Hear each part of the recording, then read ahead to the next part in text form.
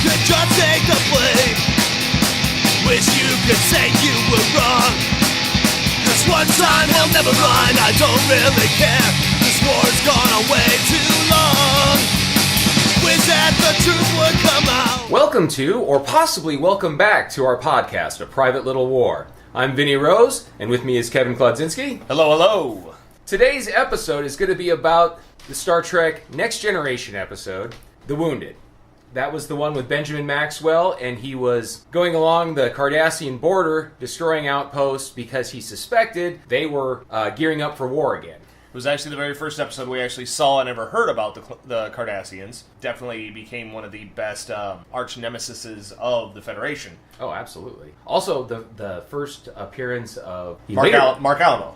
Yes, he appeared as Dukat later on. Probably the most infamous Cardassian of all time. Yes, and probably one of my favorite protagonists. Probably the best villain in all of the Star antagonist. Trek series, if you ask me. I would say, especially towards the end of DS9, where he became most hated, especially after killing Jadzia. Yeah.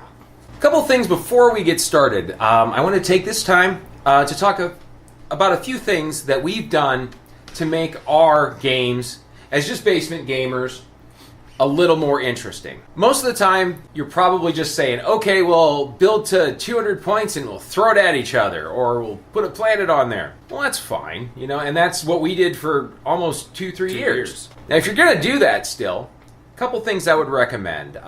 For instance, on Board Game Geek, there's a site where you can proxy some of the harder to find cards.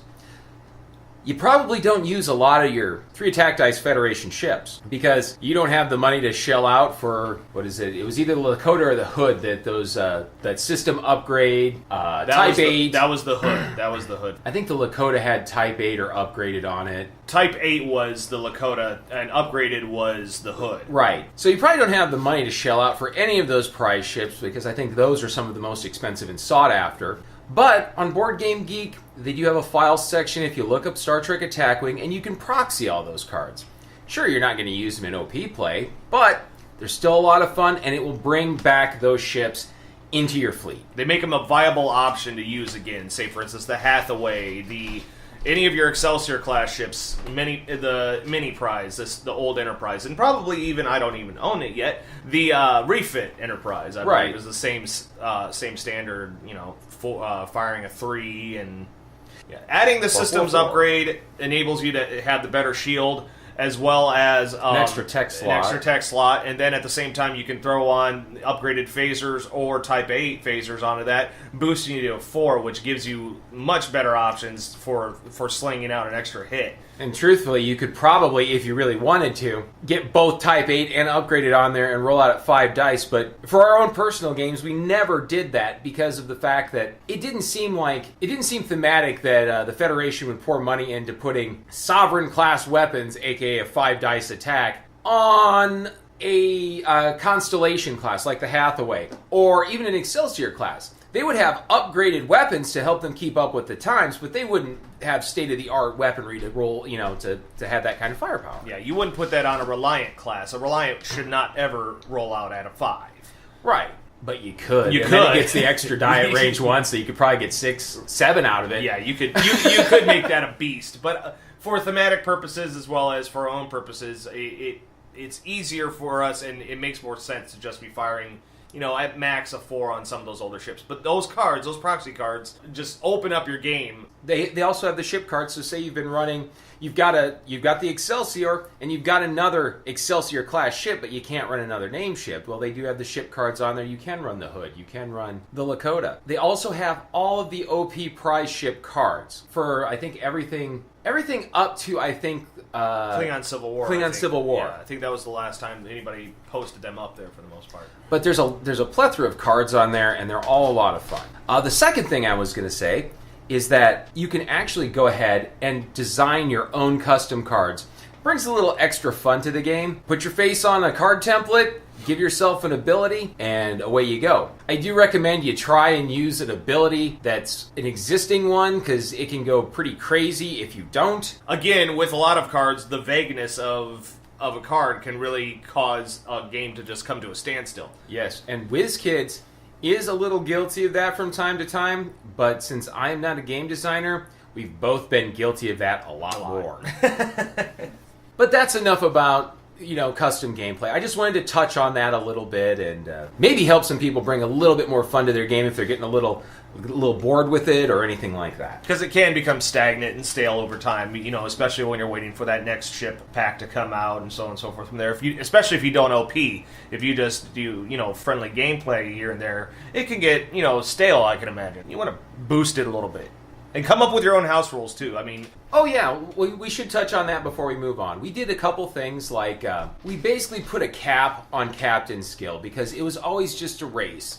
And now we do know a little bit more about it, and that's not necessarily a huge thing because sometimes you really do want to go first before the higher captain skills to move and maybe screw up that movement for the other player. But, it seemed ridiculous that sometimes you could get captain skills. I think now you can get captain skills easily with cross-faction play. 15, 16, I think I saw someone got something stupid ridiculous like almost 20. Yeah.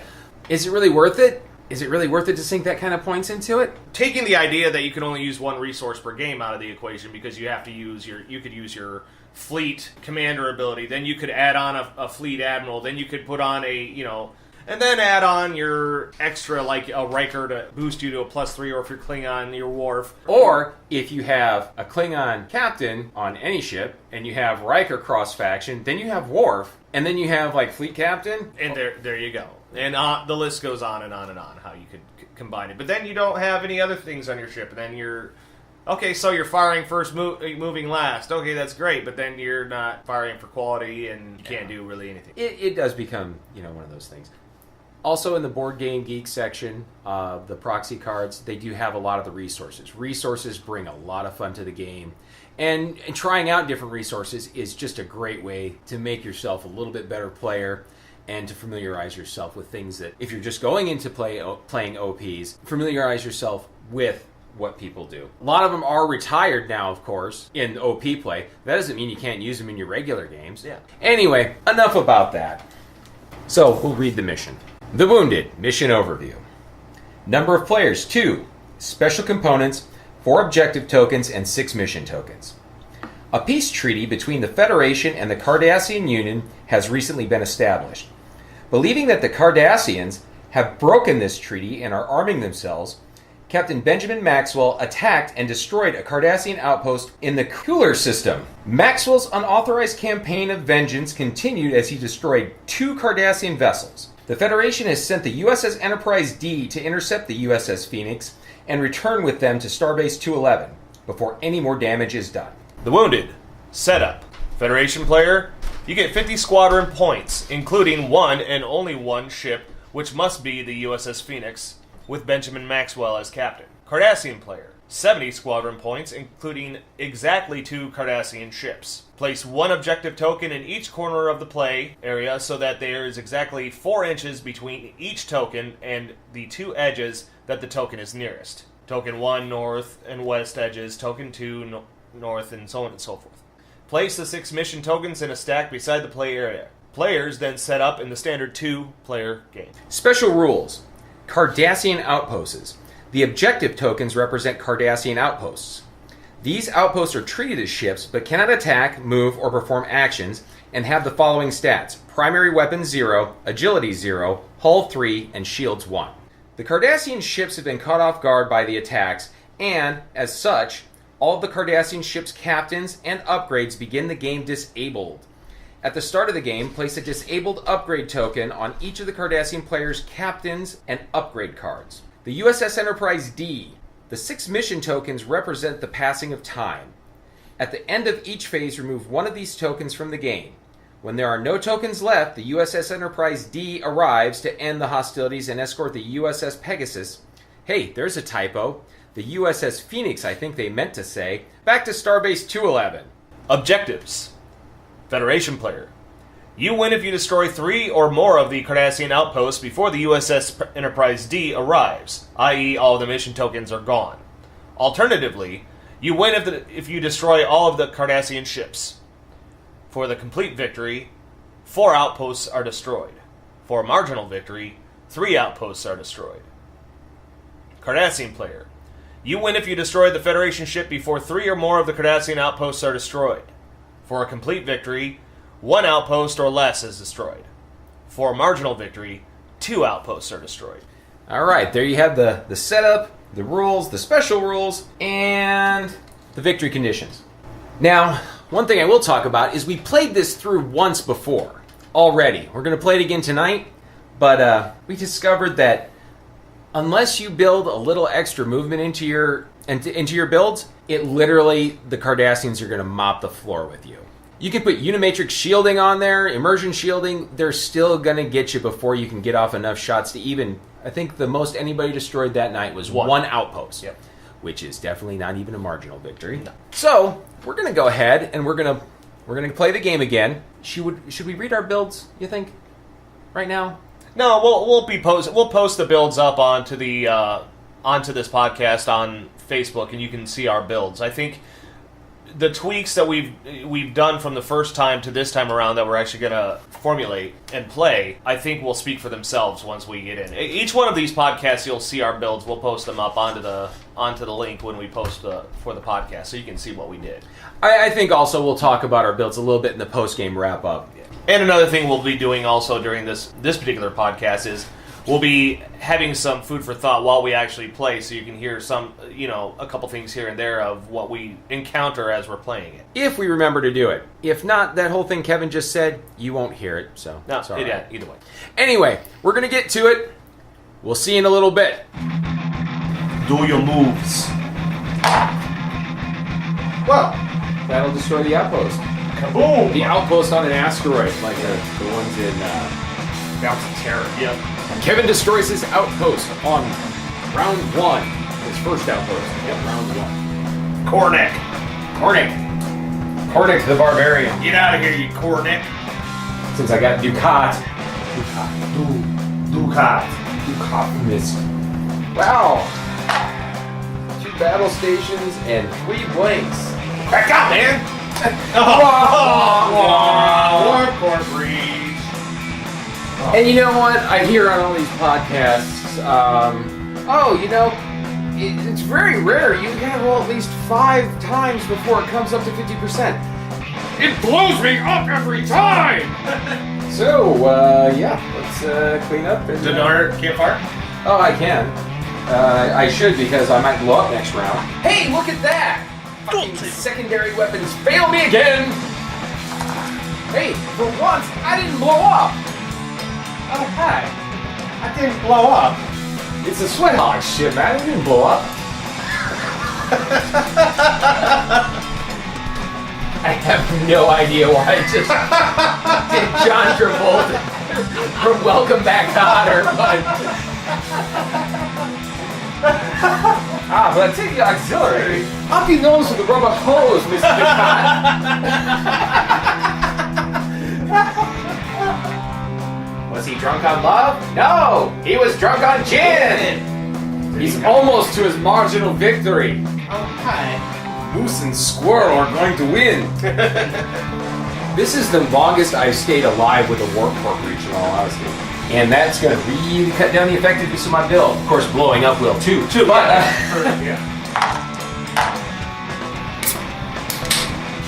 you're still close to getting a marginal victory. Oh. Already did. Oh, you already did? Okay, cool. And that did it. Well, we're already off to a fantastic start. Wow, really, Kevin? Fantastic. These results may not mirror your results. Yeah. Be very careful with using. Be sure not to mix up your maneuver dials as normal. What do you mean? Yeah, this guy played that guy. Oh, yeah. You're right. I was like, what are you talking about? That build's not even in play. God. I made that mistake the last time Ducat ended up off the field. What a crime, dude. But I still wasn't able to win. No. Okay, you know what? I'm going to concede. I can't get within 3 of this. This is the last round. So, you won 1.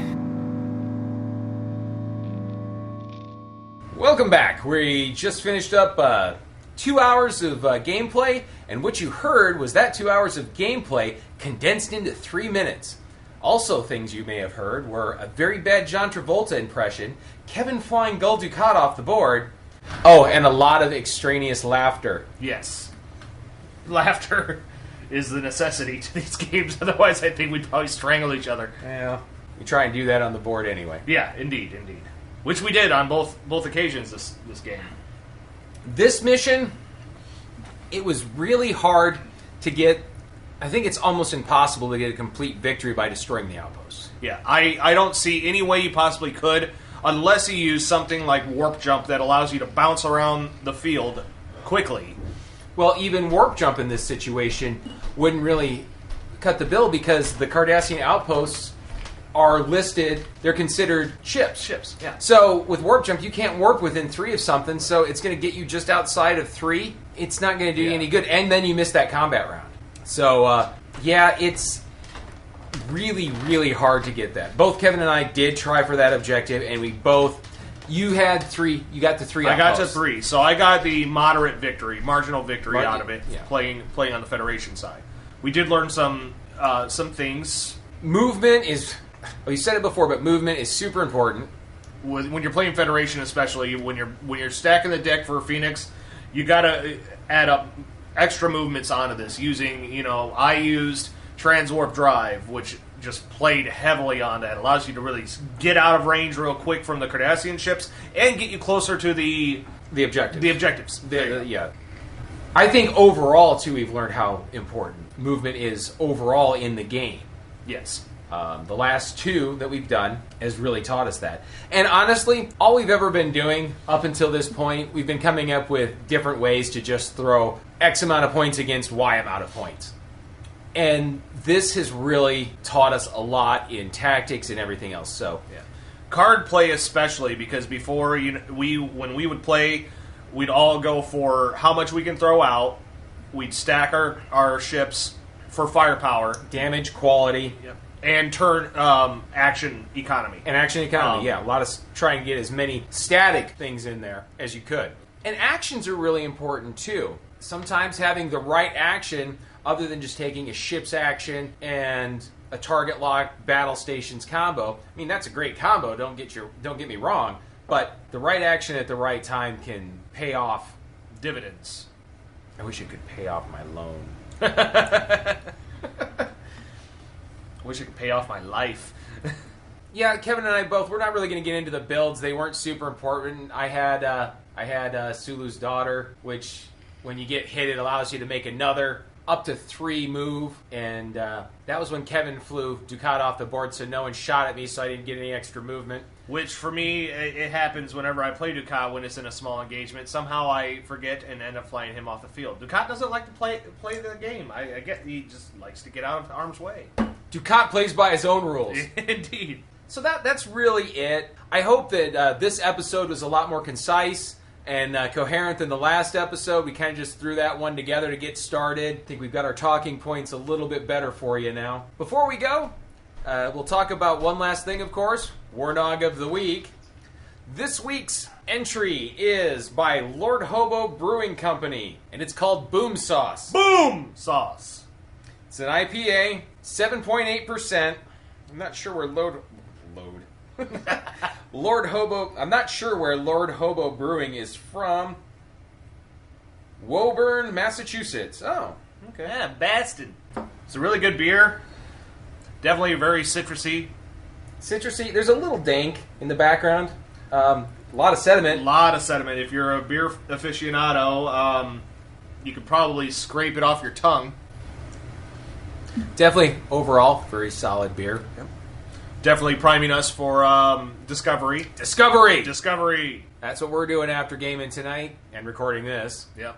Hope you all tune into it and give it its all, because we need more Star Trek. Even if you're dead set against going against that, getting another streaming service, at least watch it, or if you're waffling on it, at least watch it on network TV and give it a chance. Not trying to sell it to you or anything, but... And if you're not like headstrong on it, watch the first episode. If you love it, give it at least 2 or 3 weeks. Get your free 1-week trial of CBS All Access, and then binge watch the 3 episodes that come out. Catch up with it. I think it was Bruce Campbell actually had one of the best ideas. He was like, speaking about Ash vs. Evil Dead, for instance. And he actually said, well, you know what? Since we're already 2 seasons in, why don't you just wait until season 3 is halfway through, then get Stars for your free month, and just binge watch the entire series all the way up. Seems like everything has a streaming service now. Nowadays, Stars, AMC, you name it, everyone's got it.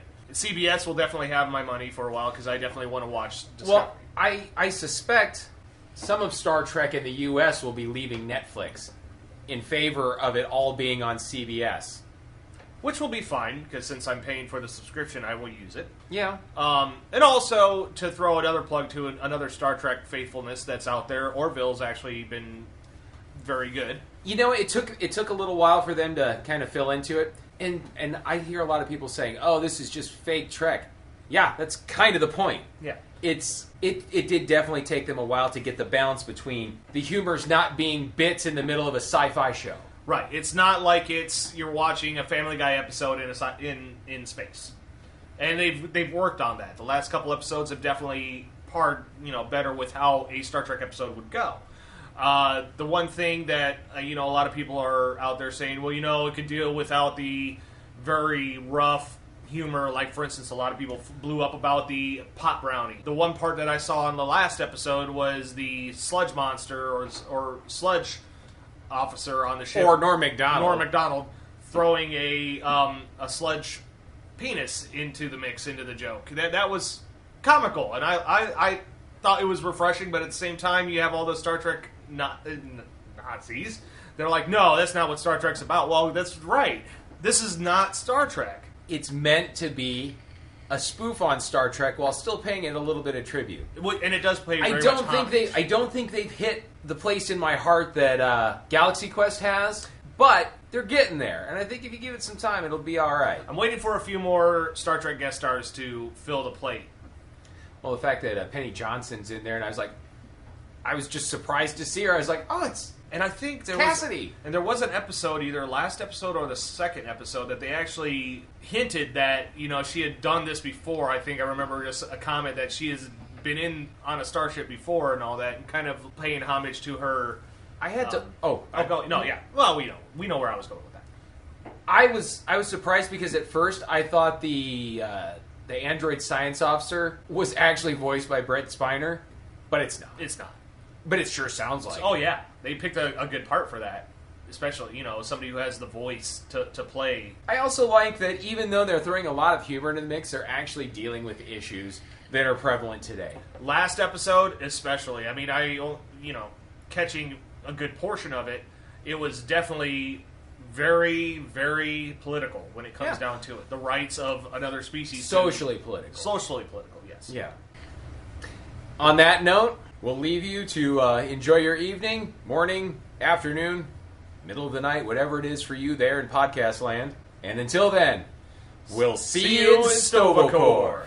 A Private Little War is hosted, recorded, engineered, and edited by Vincent Rose and Kevin Klodzinski. This podcast is based on a segment from the podcast Warp Core Breach. The segment is Mission Briefing by David Griffin. Warp Core Breach is recorded and produced by David Montgomery and Nick Norris. Music is provided by Garage Sale Porno and the Mean-Eyed Jacks. We are not affiliated with WizKids or CBS. All rights belong to WizKids and CBS with the exception of Warp Core Breach, the Mean-Eyed Jacks, Garage Sale Porno, and A Private Little War. You can follow and reach us at A Private Little War Podcast on Facebook. Always keep up the good fight. We'll see you next time.